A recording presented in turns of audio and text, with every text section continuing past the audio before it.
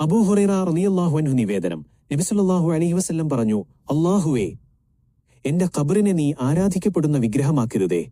തങ്ങളുടെ നബിമാരുടെ ഖബറുകളെ ആരാധനാകേന്ദ്രങ്ങളാക്കിയ ഒരു ജനതയെ അല്ലാഹു ശപിക്കട്ടെ.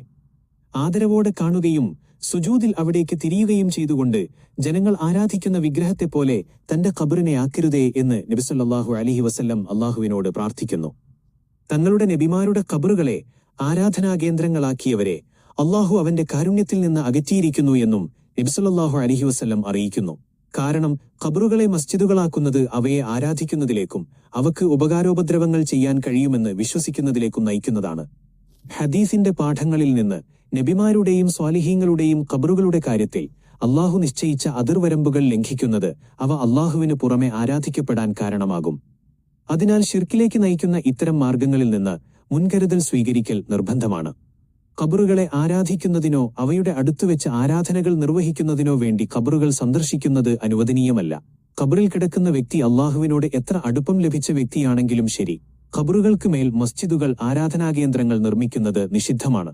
ഖബറുകൾക്ക് അരികിൽ നിസ്കരിക്കുന്നത് നിഷിദ്ധമാണ്. അവിടെ മസ്ജിദുകൾ പ്രത്യേകമായി നിർമ്മിക്കപ്പെട്ടിട്ടില്ലെങ്കിലും ഒരു മയ്യത്തിനു വേണ്ടി ജനാസ നിസ്കരിക്കാൻ കഴിഞ്ഞിട്ടില്ലെങ്കിൽ ആ ജനാസ നിസ്കാരം നിർവഹിക്കാൻ മാത്രമാണ് ഇക്കാര്യത്തിൽ ഇളവുള്ളത്.